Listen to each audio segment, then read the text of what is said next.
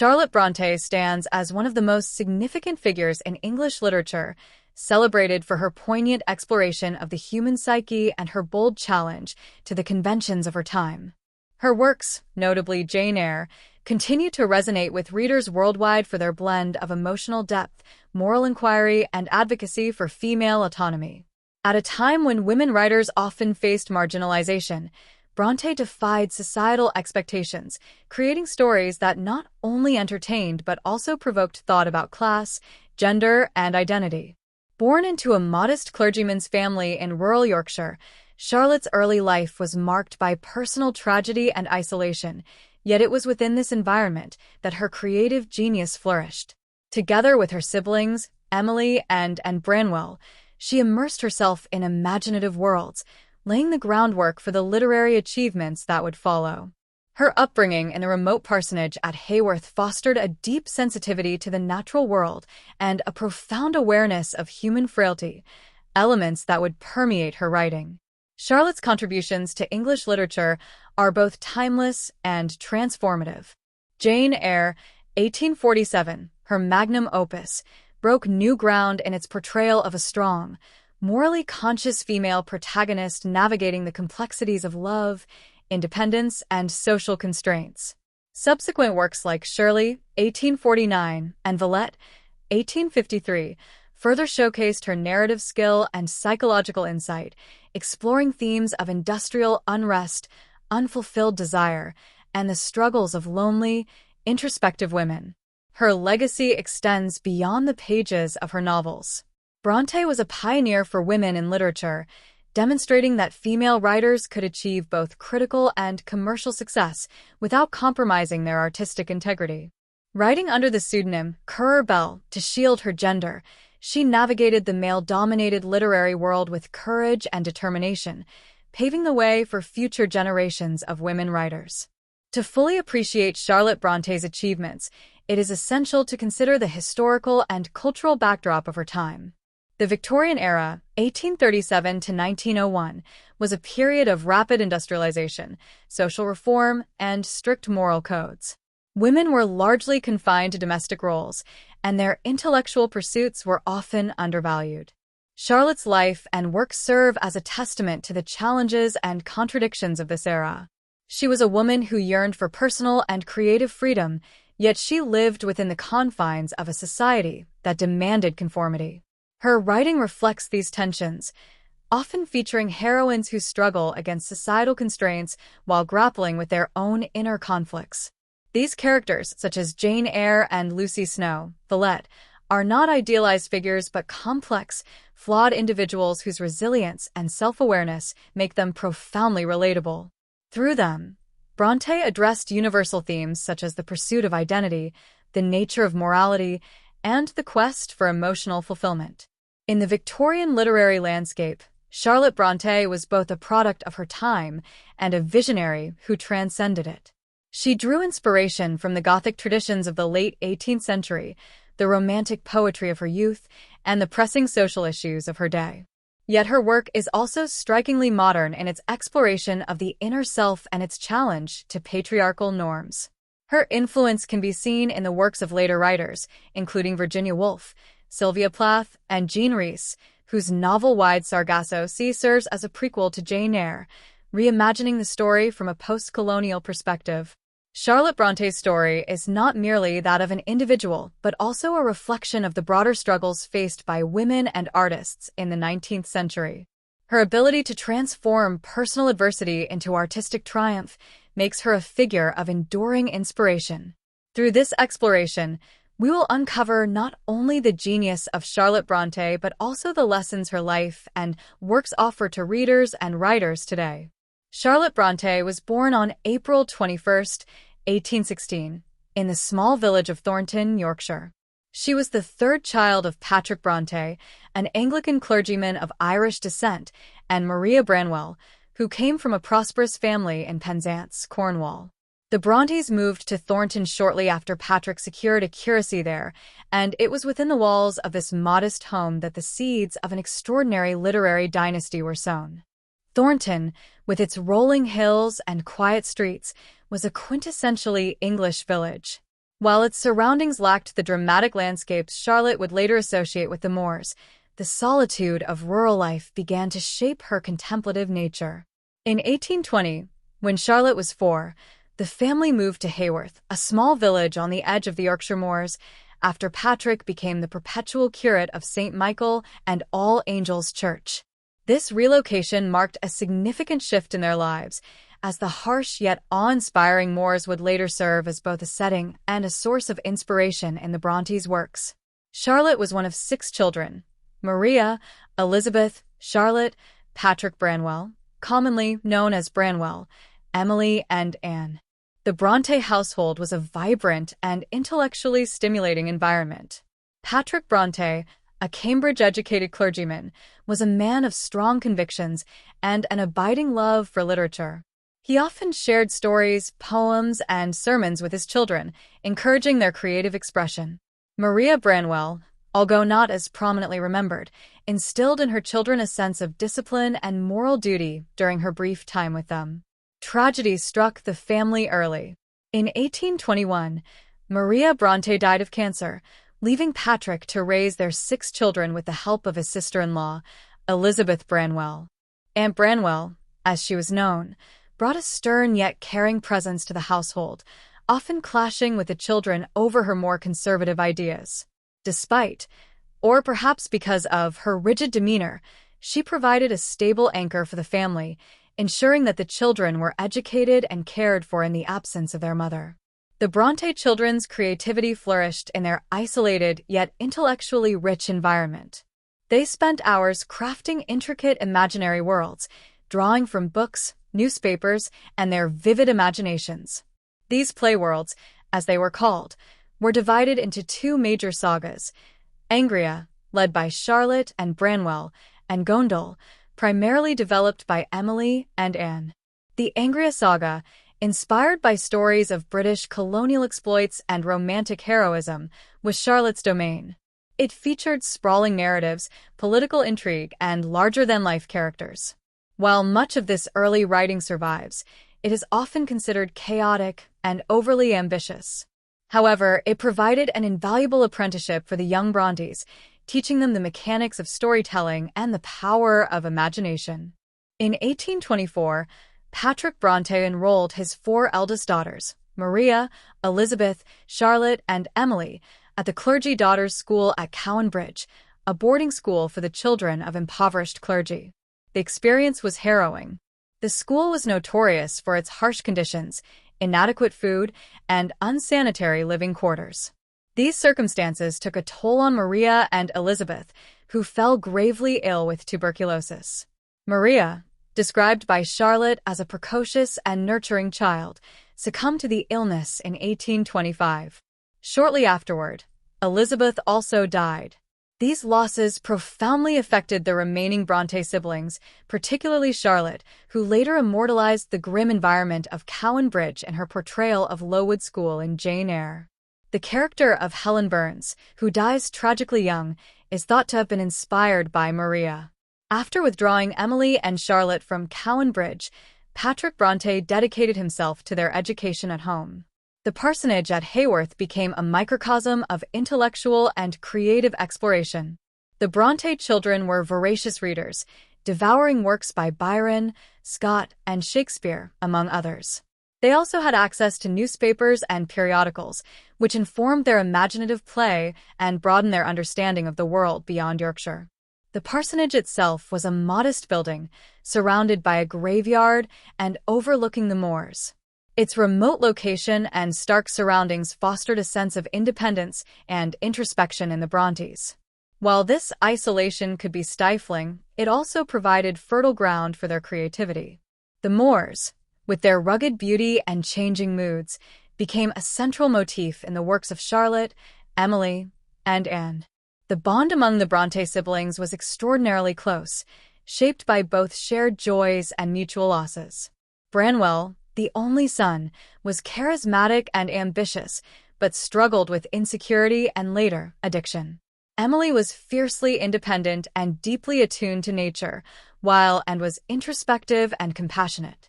Charlotte, as the eldest surviving sister, often took on a maternal role, especially after the deaths of Maria and Elizabeth. Despite their individual temperaments, the siblings collaborated on creative projects throughout their childhood and adolescence. Their shared endeavors fostered a spirit of camaraderie and friendly competition, pushing each of them to refine their skills as writers and storytellers. The loss of their mother and elder sisters left an indelible mark on the Brontes. For Charlotte, grief became a recurring theme in her life and work. This early exposure to mortality instilled in her a keen awareness of human vulnerability and a deep empathy for those who suffer. It also inspired her to create characters who endure hardship with resilience and moral fortitude. The deaths of Maria and Elizabeth not only shaped Charlotte's emotional landscape, but also influenced her creative vision. In Jane Eyre, Shirley, and Villette, she frequently explored themes of loss, endurance, and redemption. The stoic yet passionate heroines she crafted were, in many ways, reflections of her own struggles and aspirations. Charlotte Bronte's early life in Thornton and Haworth was marked by a delicate balance of tragedy and inspiration. Her family's close-knit dynamics, intellectual pursuits, and shared imaginative worlds laid the foundation for her literary career. The harsh realities of life, loss, isolation, and societal expectations shaped her into a writer of extraordinary depth and insight. In the crucible of Haworth Parsonage, surrounded by the moors and buoyed by the support of her siblings, Charlotte began to forge her identity as a storyteller. This period of her life was not only formative but also emblematic of the resilience and creativity that would define her career.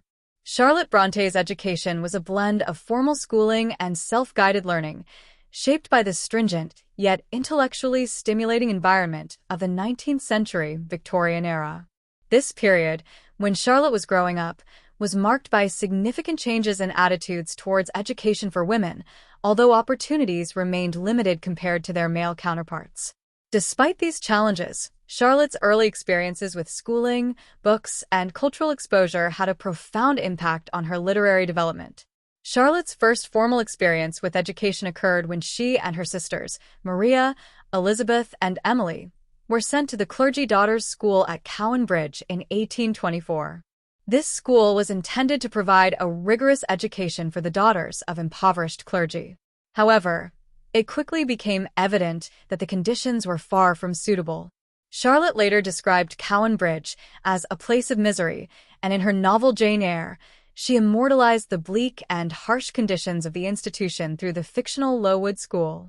The cramped, cold rooms, poor diet, and inadequate care at Cowan Bridge proved to be disastrous for Maria and Elizabeth. Both sisters contracted tuberculosis and died within a year of each other. Charlotte and Emily were recalled home to Haworth, where Patrick took over their education.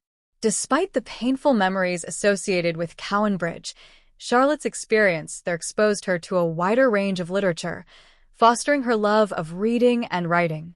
It also introduced her to the harsh realities of class distinctions and gender inequalities, both of which would become recurring themes in her novels. Charlotte's return to Haworth saw a more positive shift in her education. In 1831, at the age of 15, she attended Roe Head School in Mirfield, a girls' academy run by the Mrs. Wooler. This institution provided Charlotte with a far more nurturing environment than the grim Cowan Bridge School. Under the care of the Wooler sisters, Charlotte began to flourish academically, exploring new realms of literature, philosophy, and poetry.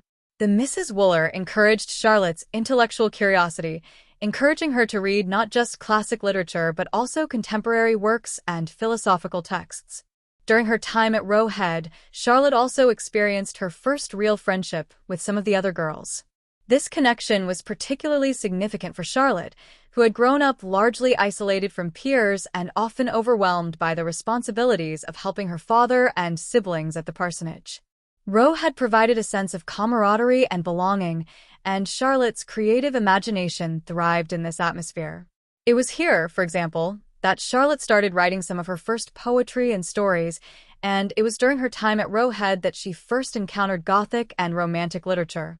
Charlotte's early literary influences were primarily shaped by the Romantic and Gothic traditions of the late 18th and early 19th centuries. Romanticism, with its focus on the sublime, the natural world, and the individual, resonated deeply with Charlotte's personality. Authors like William Wordsworth, Lord Byron, and Percy Bysshe Shelley were particularly influential. Charlotte found in Romantic poetry and philosophy a language with which she could express her own feelings of loneliness, despair, and longing, all of which were amplified by her experiences of isolation and loss. In works like The Prelude by Wordsworth, Charlotte found solace and inspiration for her own poetry. The Gothic tradition, too, played a crucial role in shaping Charlotte's early writings. This genre, with its emphasis on supernatural elements, mystery, and psychological exploration, provided a perfect framework for Charlotte's imagination. The eerie and brooding atmosphere of the Gothic stories, marked by dark castles, secret chambers, and tormented souls, often found its way into Charlotte's own stories and poems. Charlotte, Emily, and frequently collaborated on writing Gothic stories for their playworlds, such as the Angria and Gondol sagas. These tales, sometimes excessive in detail and scope, were experiments in storytelling and style, helping the Brontë sisters to develop their literary voices. Charlotte's early writing efforts were highly collaborative, primarily with Emily and Anne, through their respective playworlds. The most significant of these was the Angria saga, which Charlotte spearheaded. For years, she and Branwell Brontë, her brother, spun intricate stories of their Angrian heroes, villains, and epic adventures. The Angria stories were ambitious, full of dramatic dialogue and grandiose plotlines, sometimes bordering on melodrama. Despite its chaotic nature, this long-running project was an important exercise in narrative technique and world-building, helping Charlotte to sharpen her storytelling skills and find her voice as a writer. While the Angria tales were primarily the work of Charlotte and Branwell, Emily and contributed significantly through the Gondol stories. These narratives featured a different world, centered around female characters and exploring themes of love, friendship, and sorrow.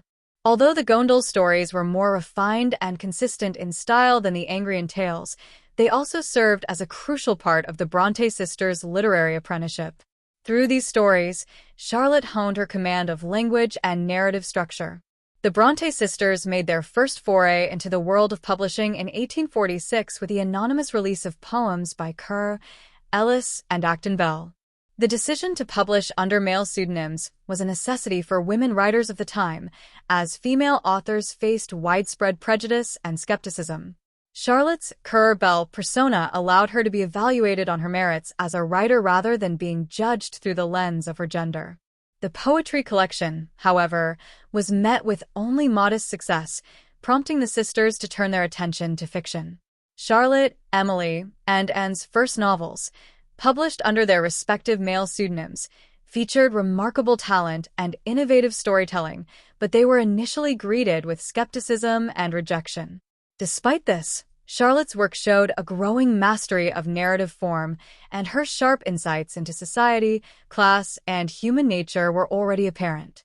The difficulties of publication, however, only strengthened Charlotte's determination to break through the barriers facing women writers. Charlotte's early works were heavily influenced by both Romantic and Gothic elements, particularly when it came to her narratives and characters.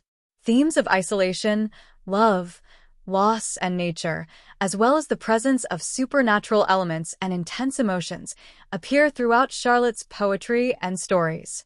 These influences were more pronounced in her early works than in her later novels, where she began to refine her voice and focus on more realistic portrayals of society. Charlotte's use of Gothic settings and characters, tormented heroes, mysterious figures, and brooding landscapes, served a dual purpose. It allowed her to express her own feelings of frustration, sadness, and determination in an accessible form while also providing readers with a compelling and atmospheric framework for her tales. Gothic elements helped Charlotte to bridge the gap between romanticism and realism, offering readers vivid, striking depictions of the emotional and psychological struggles of her characters. Charlotte Brontë's time as a governess is a pivotal period in her life, one that shaped both her understanding of society and her writing. The experience of being a governess, often regarded as a precarious and marginalized profession for women, influenced much of her later work, particularly in her exploration of class, gender, and personal independence. These years not only marked her attempts to earn a living outside the confines of her family home but also provided invaluable material for her literary career.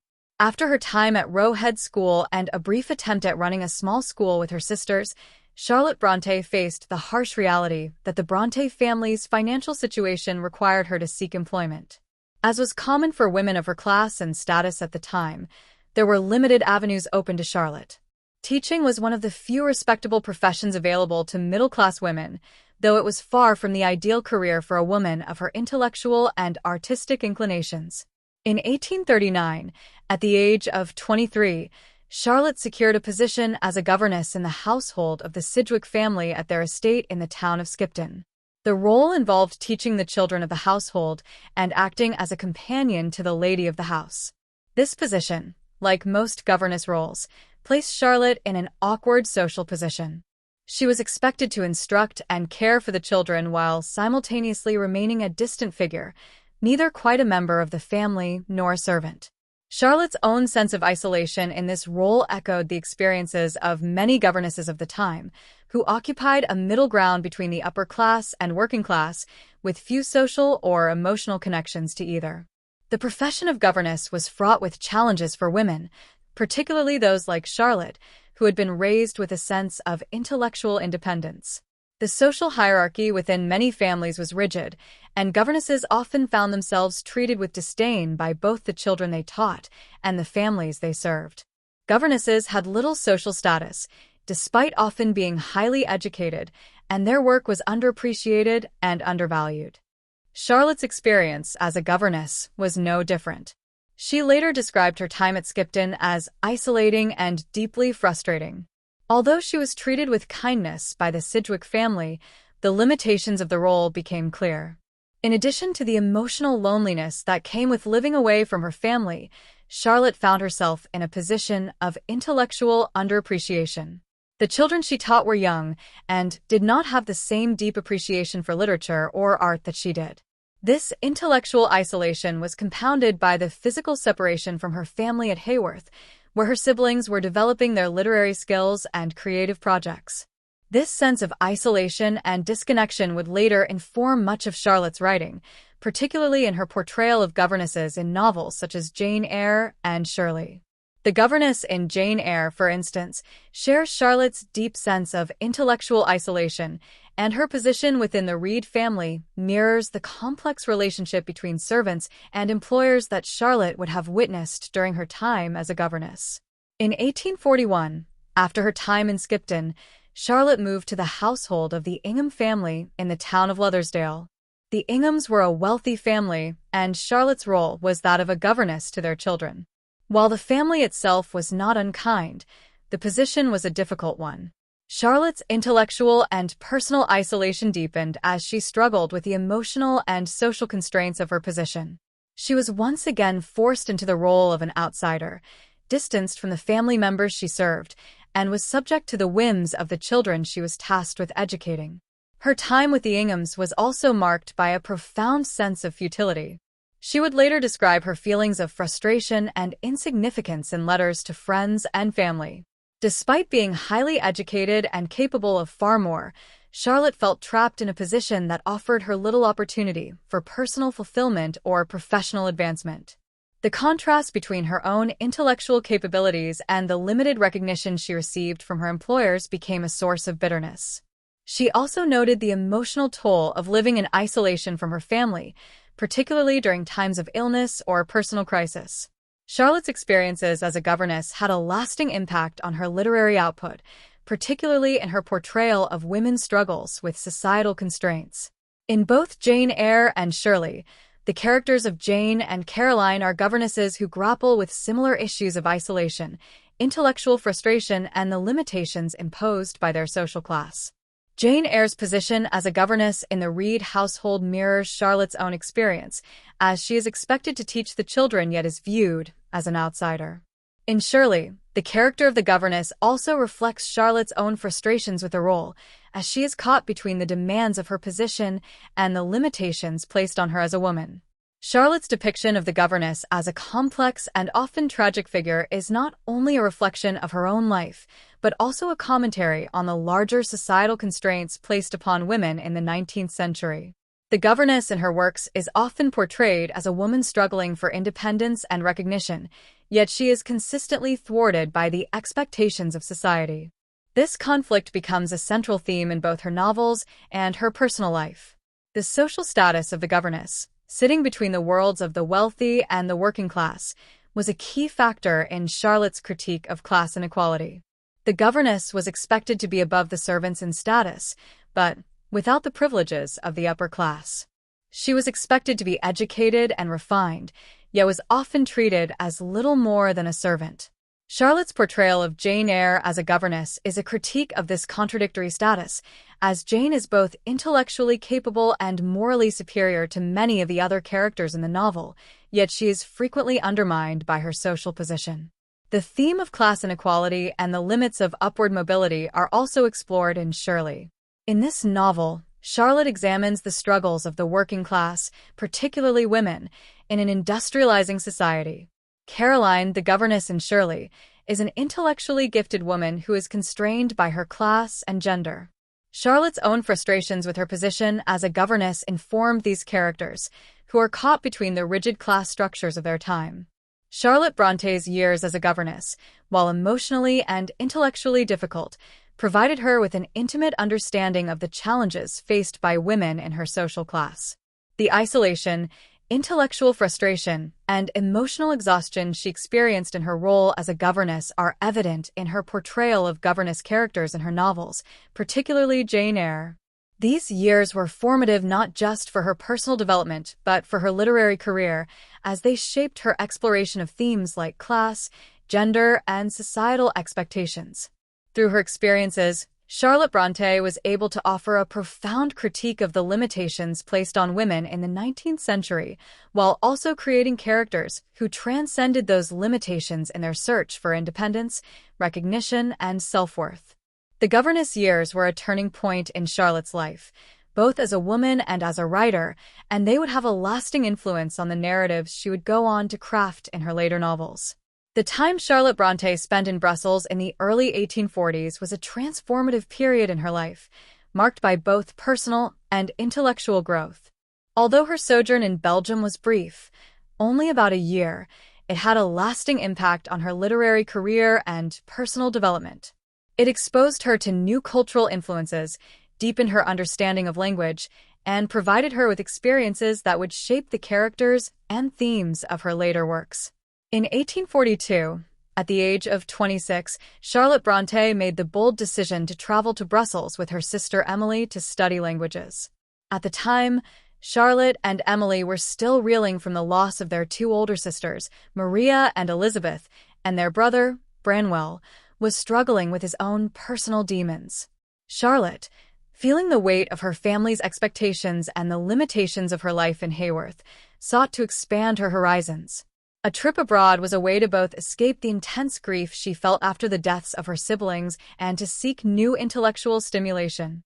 Charlotte's decision to go to Brussels was also motivated by her desire to improve her French and German, languages she believed were essential for any woman of her class who hoped to succeed in an increasingly globalized world.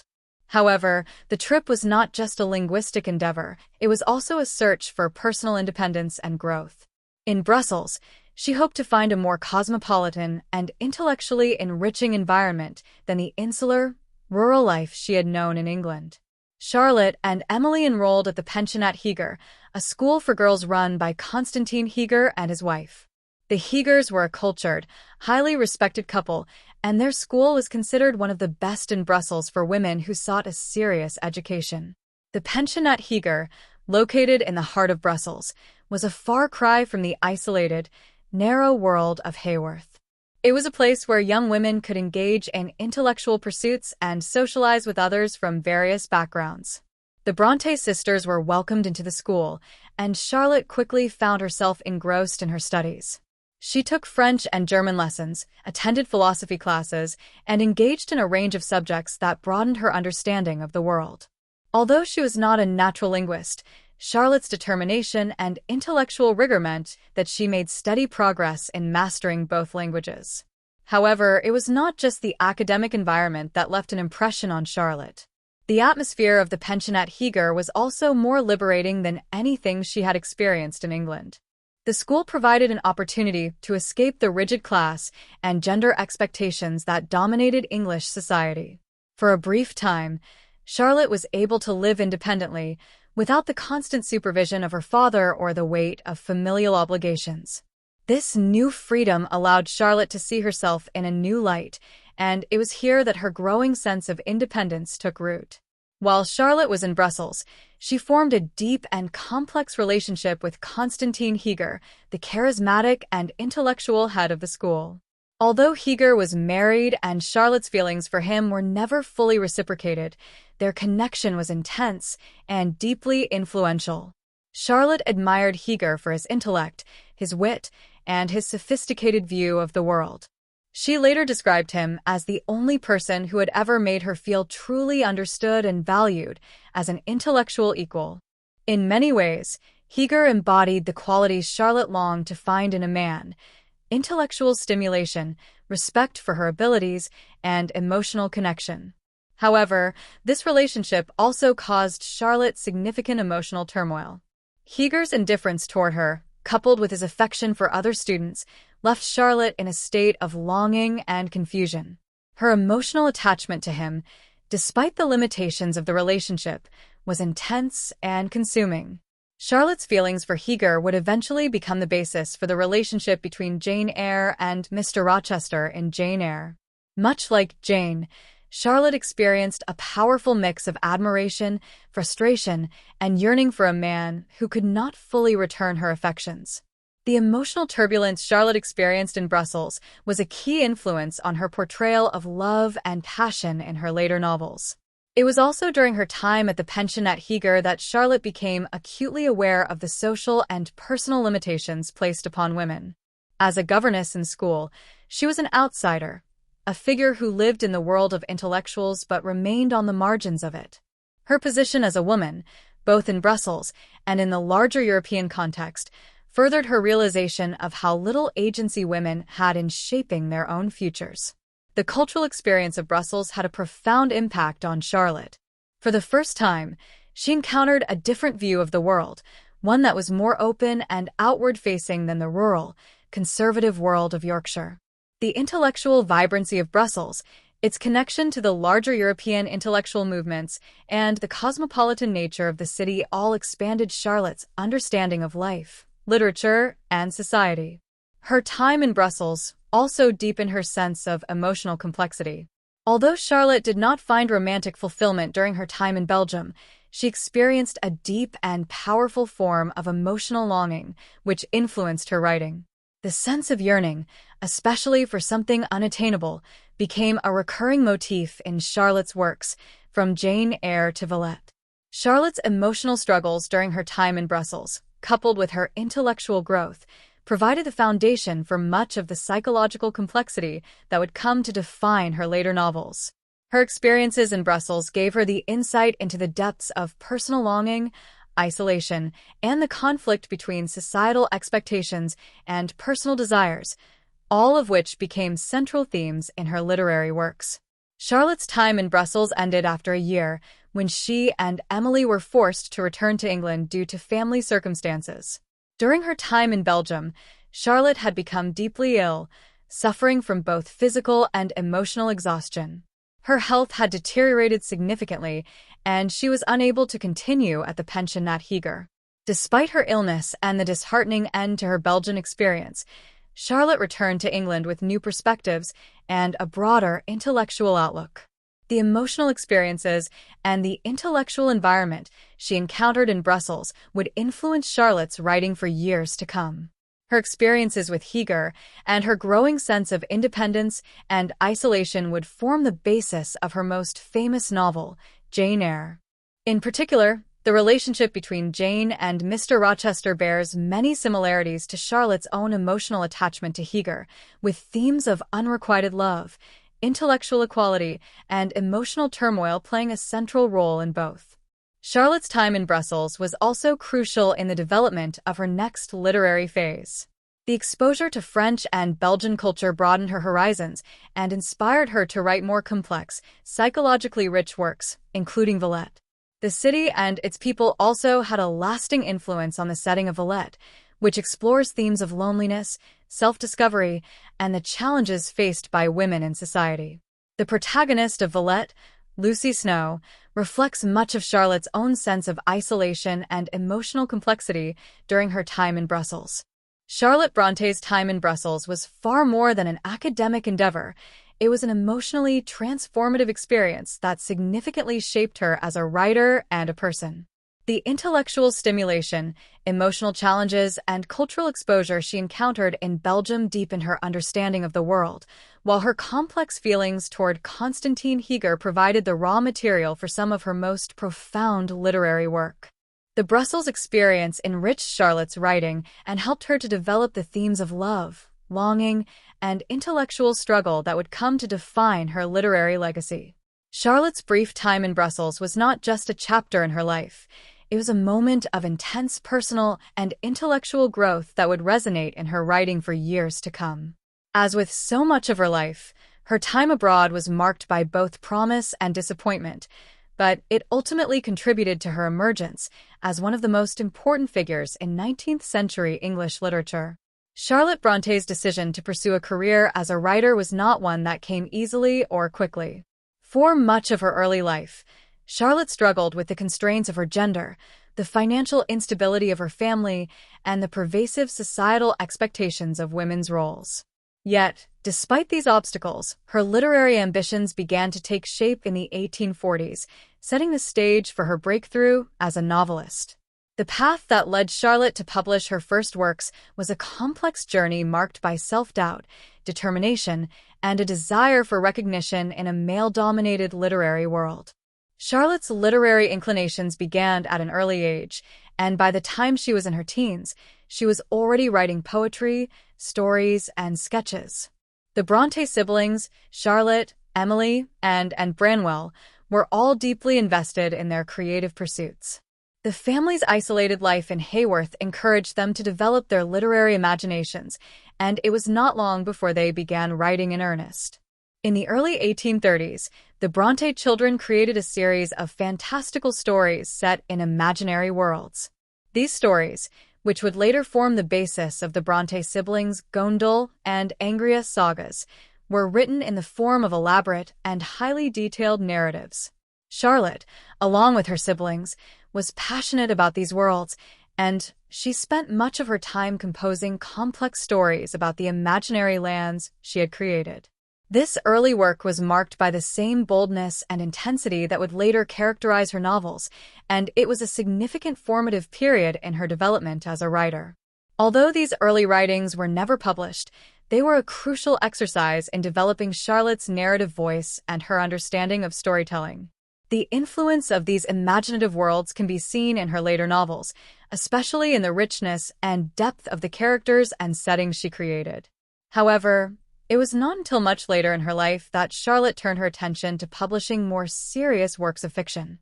By the mid-1840s, Charlotte was becoming increasingly frustrated with the constraints of her life in Haworth. The death of her siblings, particularly Branwell, had deepened her sense of isolation. Her role as a governess, though necessary for her survival, had left her feeling intellectually unfulfilled.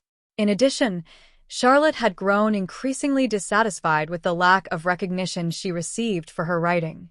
It was during this time that she and her sisters, Emily and Anne, made the decision to pursue publication. Their shared ambition to have their works recognized and respected led them to adopt pen names. Charlotte wrote under the names Currer Bell, Emily under Ellis Bell, and under Acton Bell. This decision was born out of the belief that their works, as women writers, would be less likely to find an audience or be taken seriously if they published under their own names. The choice of pen names was also a reflection of the gender biases that existed in the literary world at the time. Women were often seen as incapable of producing serious or meaningful literature, and their works were generally dismissed as trivial or sentimental. By adopting masculine pseudonyms, the Brontë sisters hoped to bypass these biases and present their works as serious contributions to English literature. In 1846, after much hesitation and self-doubt, Charlotte and her sisters finally gathered the courage to send their poetry to publishers. The three sisters had already completed collections of poetry, and they hoped to publish their work as a combined volume. The result was Poems by Kerr, Ellis, and Acton Bell, which was published in 1846, though it was initially met with little fanfare.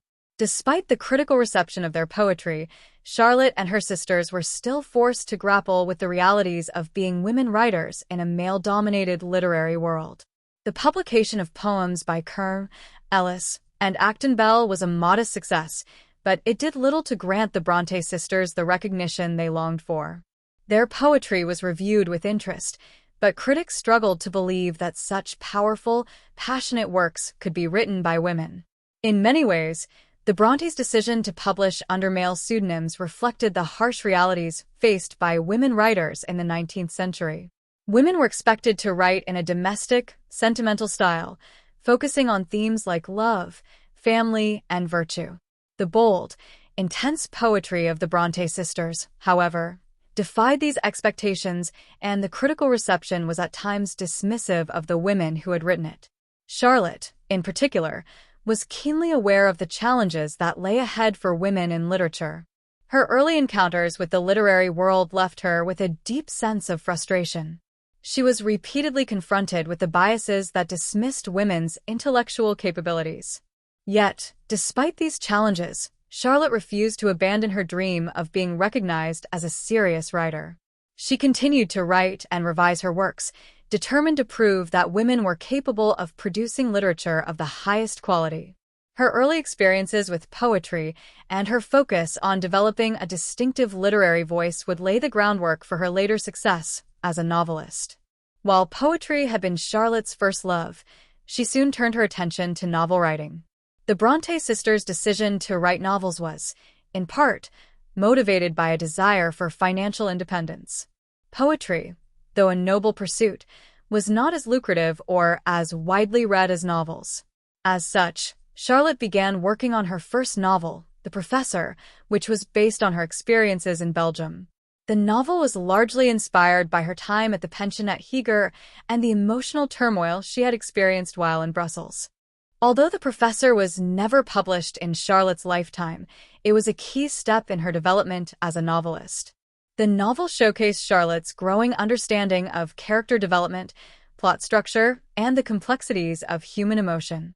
However, it was her next novel, Jane Eyre, that would cement her place in literary history. In 1847, Charlotte Bronté's breakthrough arrived with the publication of Jane Eyre. The novel was an immediate success, gaining both critical acclaim and a wide readership. Jane Eyre resonated deeply with readers because of its strong, independent heroine, its exploration of social class, morality, and gender, and its dark, Gothic elements. The novel's success was in part due to its ability to blend genres, combining elements of Gothic horror, social critique, and romance, and its bold exploration of themes like female independence and self-respect. Jane Eyre was notable not only for its compelling plot but also for its character-driven storytelling. The novel's protagonist, Jane, is portrayed as a self-sufficient, morally strong woman who is unafraid to challenge societal conventions. Her relationship with Mr. Rochester, full of passion and psychological complexity, captivated readers and set Jane Eyre apart from other novels of the time. The novel's success marked a major turning point in Charlotte Bronté's career, giving her the recognition she had long sought. Jane Eyre would go on to become one of the most enduring works of Victorian literature and establish Charlotte as one of the most important writers of the 19th century. Charlotte Bronté's journey to literary success was marked by persistence in the face of adversity. From her early, imaginative works to her decision to publish under a male pseudonym, Charlotte fought against the constraints imposed upon her by society. Her determination to have her work recognized and respected in a world that was dismissive of women writers ultimately paid off with the success of Jane Eyre. The publication of Jane Eyre marked the culmination of Charlotte's early struggles and her emergence as a major literary figure. Her experience as a woman writer in the 19th century fueled the themes of independence, morality, and self-discovery in her works, making her an influential voice in English literature. Jane Eyre is arguably the defining work of Charlotte Bronte's literary career, a novel that marked her full emergence as one of the most important figures in Victorian literature. Published in 1847 under her pen name Currer Bell, Jane Eyre was an immediate success, both critically and commercially. It captivated readers with its powerful portrayal of a strong-willed, morally complex heroine and its bold exploration of social class, gender, and personal autonomy. The novel's impact on literature and the way it resonates with modern readers remains profound. It not only cemented Bronte's place as a major literary voice, but also shaped the future trajectory of the novel as a form. When Jane Eyre was first published, it immediately garnered attention and praise, though not without controversy. The novel's unflinching portrayal of a young woman's independence, its treatment of sexuality, and its portrayal of a complex, morally ambiguous romance between a governess and her employer challenged the norms of Victorian society. Critics were both impressed and scandalized by the novel's frankness and emotional intensity. The novel's central character, Jane, was viewed as a revolutionary figure for its time. She was not the idealized, submissive female character typical of the period's fiction. Rather, she was a strong-willed, morally upright woman who defied social expectations. This portrayal of an autonomous female character was seen as bold and daring, and it resonated with a wide range of readers, particularly women who identified with Jane's struggles and triumphs. Critics also praised Bronte's narrative style and her ability to evoke emotional depth. The novel's first-person narrative structure allowed readers to experience Jane's emotional and psychological journey firsthand, creating an intimacy and immediacy that made her triumphs and tragedies deeply felt. The Gothic atmosphere, combined with sharp social critique, made Jane Eyre a unique and powerful work that transcended genre conventions. The success of Jane Eyre transformed Charlotte Bronte's life. Before the novel's publication, she had lived a quiet, relatively obscure life in Haworth, largely confined to her family and the role of a governess. But the public response to Jane Eyre brought her into the literary spotlight. For the first time, she was recognized as a serious writer, and her work was taken seriously by critics and the public alike. However, this newfound fame also came with its challenges. Bronte's personal life, including her relationships with her siblings and her own emotional struggles, became a subject of public fascination. The press was eager to know about the woman behind Currer Bell, but Charlotte was reticent, and her desire for privacy added to the mystique surrounding her. Though she received fan letters from readers and fellow writers, she also faced the pressure of living up to the success of Jane Eyre with subsequent works. Despite these challenges, the success of Jane Eyre paved the way for Charlotte to write other major works, including Shirley and Villette, which explored similar themes of female autonomy, emotional depth, and personal morality. Jane Eyre became the foundation of her literary career and ensured that her voice would resonate for generations to come. Jane Eyre remains one of the most widely read and influential novels in English literature. Its exploration of complex themes such as personal autonomy, social justice, love, and gender equality, as well as its groundbreaking portrayal of an independent female protagonist, has ensured its place in the canon of classic literature. The novel has inspired countless adaptations for film, television, and stage, and its characters and themes continue to captivate readers and audiences around the world. Moreover, Jane Eyre continues to resonate in modern discussions of feminism and gender. The novel's portrayal of a woman who refuses to be defined by societal expectations and who values her personal integrity over romantic fulfillment has made it a key text for feminist literary criticism. The moral and emotional complexities of the novel's central characters, along with its critique of social norms, ensure its relevance even in the present day. Jane Eyre is a novel that transcends time, and Charlotte Bronte's masterpiece remains as vital and compelling today as it was when it was first published. Its enduring popularity attests to the universal power of its themes and the enduring strength of its central character. Following the success of Jane Eyre, Charlotte Bronte's career as a writer flourished, but she faced the challenge of following up her monumental first novel with works that could live up to its impact. Her subsequent novels, Shirley, 1849, and Villette, 1853, reflect her growth as an artist and her engagement with the social, political, and emotional complexities of her time. While Shirley is often read as a response to the political climate of the Industrial Revolution, Villette delves into darker psychological themes and personal trauma. These novels further cemented Bronte's status as one of the foremost novelists of the Victorian era, each work contributing to her lasting legacy in different ways. Shirley was Charlotte Bronte's second novel and a significant departure from the Gothic romance of Jane Eyre. Written in the wake of the Industrial Revolution, Shirley reflects Bronte's engagement with the political and social issues of her time, particularly the struggles of the working class and the role of women in society. The novel is set in the context of the industrial unrest in Yorkshire, and its central character, Shirley, is a striking figure, a strong, independent woman who challenges the gender norms of the time. She is, however, more of an ideological character than a deeply fleshed-out protagonist, serving as a vehicle for Bronte's critique of social issues. The novel is primarily set against the backdrop of the textile mills in the industrial town of Yorkshire, where class conflict is a dominant theme.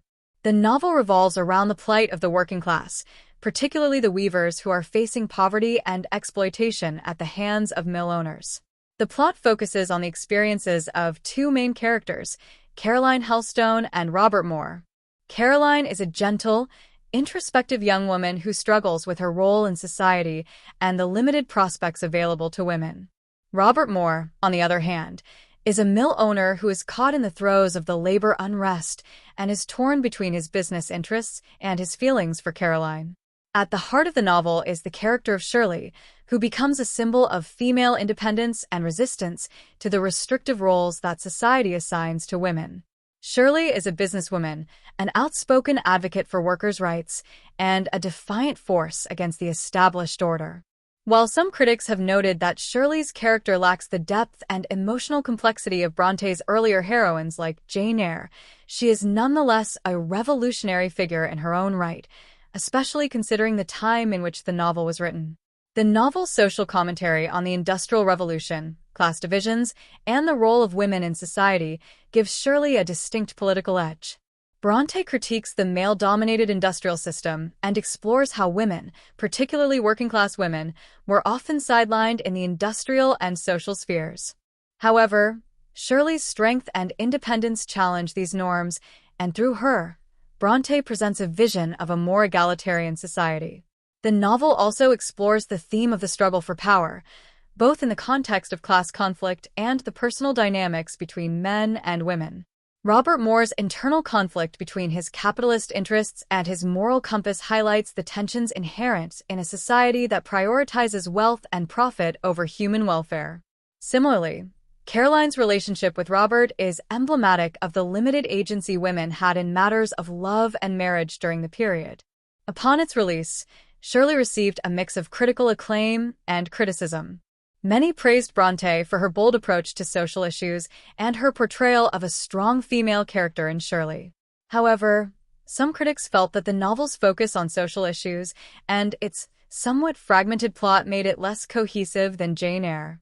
The lack of romantic intrigue, which had been a significant draw in her earlier novel, also alienated some readers who were expecting more of the same. Despite these criticisms, Shirley solidified Charlotte Bronte's place as a writer who is willing to tackle difficult and controversial subjects. It also highlighted her ability to evolve and experiment with different genres, moving from the Gothic romance of Jane Eyre to a more politically engaged narrative in Shirley. Charlotte Bronte's third novel, Villette, is often considered her most complex and psychologically intricate work. It marks a shift in Bronte's style, with a deeper exploration of the inner workings of her protagonist's mind and an engagement with themes of isolation, identity, and the emotional toll of unrequited love. Villette is also notable for its stark departure from the more optimistic resolutions of Jane Eyre and Shirley. Instead of finding resolution in marriage or love, the protagonist, Lucy Snow, faces the unresolved ambiguities of life and emotional isolation. Villette follows the life of Lucy Snow, a young woman who, after being abandoned by her family and suffering a series of personal losses, moves to the fictional town of Villette to teach at a girls' school. Unlike the more forthright and resolute Jane Eyre, Lucy is a deeply introspective and emotionally distant character.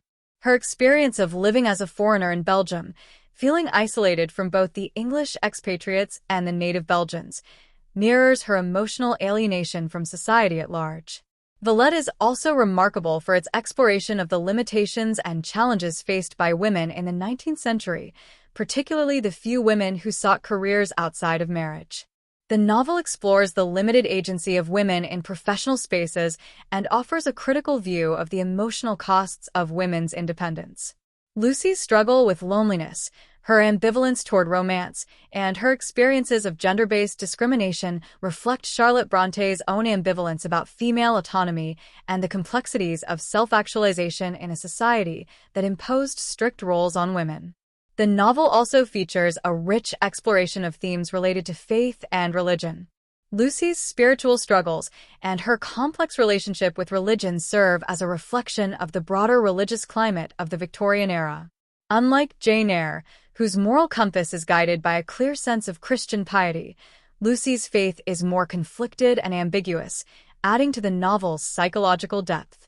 Upon publication, Villette received mixed reviews, with some praising its psychological depth and its departure from the more conventional narratives of love and marriage that dominated Victorian literature. Others, however, found the novel to be difficult and depressing, particularly given its lack of a traditional happy ending. Despite this, Villette has since been recognized as one of Bronté's most significant works, admired for its nuanced portrayal of the emotional and psychological complexities of its protagonist. The novel's modern critical reputation has undergone a revival, with many readers and scholars now viewing Villette as an ambitious and highly influential exploration of identity, self-expression, and the emotional cost of independence. Its themes of isolation, repression, and the subjugation of women in the workplace have made it an important text for feminist literary criticism. Charlotte Bronté's personal life was marked by profound loneliness, tragedy, and intense emotional bonds with her family and a select circle of friends. While she achieved fame through her novels, much of her personal life was shaped by the isolation and hardship she endured, both socially and emotionally. Her relationships with her family, particularly her siblings Emily and Anne Branwell, were pivotal to her development as a writer and as a person, and they left a lasting impact on her work. Despite her literary success, Charlotte's personal life was often overshadowed by the deaths of loved ones, as well as her struggle with the conventional expectations placed upon women of her time. In the final years of her life, Charlotte Brontë experienced a rare personal happiness with Arthur Bell Nicholls, the curate who had worked with her father in Haworth. Nicholls had long been in love with Charlotte, but she had previously rejected his advances. However, after years of grieving the loss of her sisters and brother, Charlotte came to appreciate Nicholls' steady, patient affection. They became engaged in 1854, and the following year, Charlotte married him. Though their marriage was brief, Charlotte was only married for about a year before her death. It was a significant emotional milestone for her. In letters to friends and family, Charlotte expressed contentment in her marriage, and Nicholls is believed to have been a source of comfort and companionship in her last months. However, Charlotte's health began to decline shortly after their marriage, and it is widely believed that she died from complications related to pregnancy or tuberculosis. Her death in March 1855, at the age of 38, left Nicholls bereft, and he would later write a memoir of Charlotte that helped to preserve her memory. Charlotte Bronté's life, though marked by significant literary achievement, was also shadowed by ill health and personal loss. Her final years, after her marriage to Arthur Bell Nicholls, were tragically brief. Despite her relatively young age, she was only 38 at the time of her death. Charlotte's health had been in decline for much of her adult life, and her death in 1855 came as a shock to her contemporaries and left an enduring sense of mourning in the literary world. The circumstances surrounding Charlotte's death have been the subject of much speculation. Her physical decline, the possible causes, and her eventual passing are tied to both personal and societal contexts, shedding light on the tragic fragility of life during the Victorian era. In the end, her death was a culmination of the many emotional and physical strains that had characterized her life, and it marked the loss of one of the most important writers in English literary history. Charlotte Brontë was buried in the churchyard of St. Michael and All Angels in Haworth, near her family. Her grave is marked by a simple monument, and it is one of the most visited literary sites in England.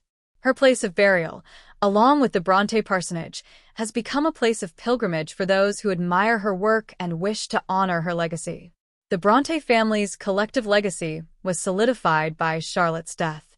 While she was the last surviving Brontë sibling, her work continued to live on and inspire future generations.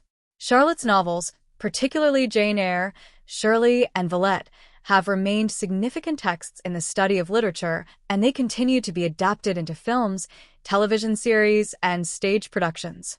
Charlotte's death marked the end of the Brontë family's tragic but profoundly influential story. While her siblings' early deaths cast a long shadow over her life, Charlotte's writing, born from her personal grief and isolation, left an enduring impact on the world of literature. Her ability to capture the complexities of human emotions, particularly those of women navigating personal and societal struggles, continues to resonate with readers to this day.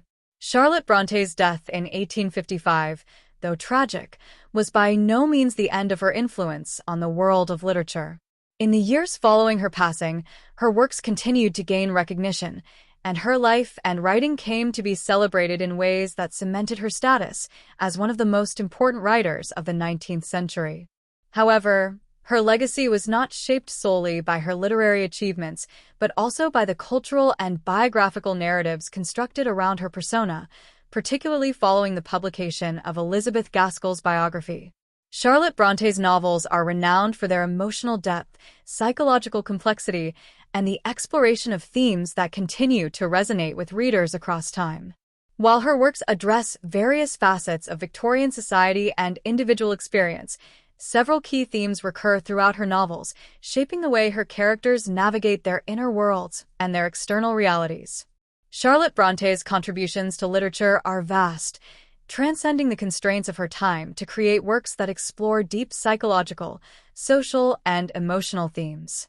Her novels, including Jane Eyre, Shirley, and Villette, are pillars of the Victorian literary canon, reflecting both the constraints and possibilities of the era. Bronté's unique voice, her insistence on depicting strong, complex female characters, and her keen insights into the human experience make her work resonate deeply with readers today. Charlotte Bronté's influence on English literature cannot be overstated. Her works helped redefine the portrayal of women in literature and played a crucial role in the evolving narrative of Victorian society. At a time when women were largely relegated to domestic spheres, Bronté's female protagonists, especially Jane Eyre and Lucy Snowe, demanded independence and self-respect. Her novels challenged gender norms and explored the tension between personal desires and societal expectations, often through characters who strived for autonomy in a world that sought to subdue them.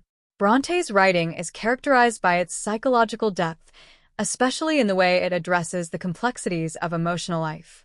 In Jane Eyre, she introduced the archetype of the strong-willed, morally driven heroine, whose journey towards self-actualization remains one of the most enduring narratives in literary history.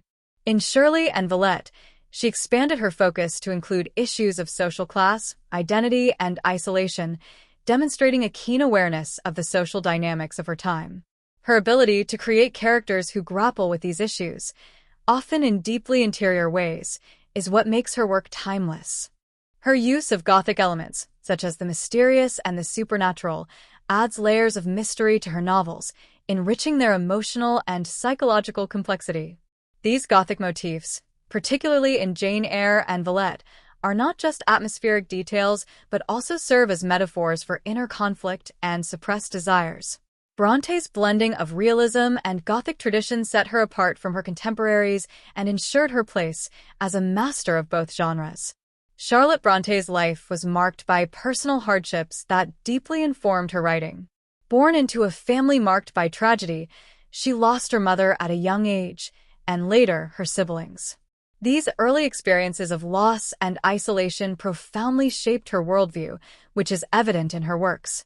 Her characters often experience profound grief and struggle with a sense of loneliness, yet they also find strength in overcoming these emotional challenges.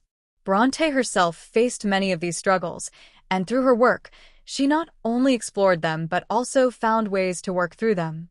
Her own battle against societal expectations and the limitations placed on women during her time mirrored the journeys of many of her heroines. As a woman writing in a male-dominated literary world, Brontë faced immense challenges in gaining recognition for her work. Her decision to publish under the pseudonym Currer Bell was a direct response to the prejudices against female authors of the time. She had to contend with the societal assumption that women writers were lesser, and yet her novels, especially Jane Eyre, proved that she was more than capable of writing with depth, insight, and complexity. Despite these challenges, Brontë achieved critical and commercial success during her lifetime. Her works gained widespread acclaim, and her name became synonymous with literary greatness. She showed that women writers could write with as much emotional and intellectual depth as their male counterparts. However, the personal cost was significant, and her success came at a time when she was already in poor health, a reflection of the physical and emotional toll her life and work had taken on her. Charlotte Bronte's novels continue to resonate with readers across generations because they delve into universal themes of love, identity, morality, and personal independence. These themes transcend the Victorian context in which Brontë wrote, allowing her work to remain relevant even in the modern world. Her characters, particularly her heroines, confront challenges that continue to be meaningful today, such as the struggle for gender equality, the complexities of romantic relationships, and the desire for self-empowerment. In the 21st century, there is a renewed interest in feminist readings of her work. Her portrayal of strong women who navigate difficult and sometimes oppressive circumstances speaks to ongoing conversations about women's roles in society. Readers find inspiration in the resilience of characters like Jane Eyre, who refuses to be defined by her circumstances or her love interests, asserting her right to choose her path in life. Moreover, Bronte's exploration of psychological complexity, particularly her focus on emotional repression, mental illness, and the intricacies of the human mind, continues to captivate readers. In Villette, she delves into the inner turmoil of her protagonist, Lucy Snow, in ways that modern readers can still relate to, especially in an era when mental health is a topic of growing concern. Charlotte Bronte's influence extends far beyond the realm of literature. Her works have been adapted into numerous films, television series, and stage productions, each new version offering a fresh interpretation of her stories. Jane Eyre, in particular, has been adapted over 30 times for film and television, with each adaptation reflecting contemporary views on gender, class, and love. These adaptations, whether faithful to the original text or reimagined for modern audiences, serve as a testament to the novel's enduring power and relevance. Bronte's impact also extends to modern literature. Many contemporary authors cite her as an influence, particularly her ability to create rich, complex characters and her pioneering exploration of themes like emotional resilience and women's autonomy. Writers such as Jean Rhys, whose novel Wide Sargasso Sea offers a prequel to Jane Eyre from the perspective of Bertha Mason, have engaged with Bronte's work to examine the stories of women who have been marginalized or silenced. Bronte's influence on the literary world, particularly in the exploration of female subjectivity, remains significant. Charlotte Bronte's legacy as one of the greatest novelists in English literature is firmly established. Her ability to intertwine psychological depth, social critique, and emotional intensity in her writing ensured that her work would stand the test of time. Her novels continue to speak to readers across generations, offering insights into the human experience that are as relevant today as they were in the 19th century. Through her courage in confronting personal, societal, and literary challenges, Charlotte Brontë not only shaped the literary world but also paved the way for future generations of writers, particularly women, who continue to find inspiration in her work. Charlotte Brontë was not just a product of her time, but also a revolutionary voice that shaped the course of literature. Her personal struggles, triumphs, and unyielding commitment to her craft make her an enduring symbol of literary excellence and resilience. Bronte's works will continue to inspire and challenge readers for many years to come.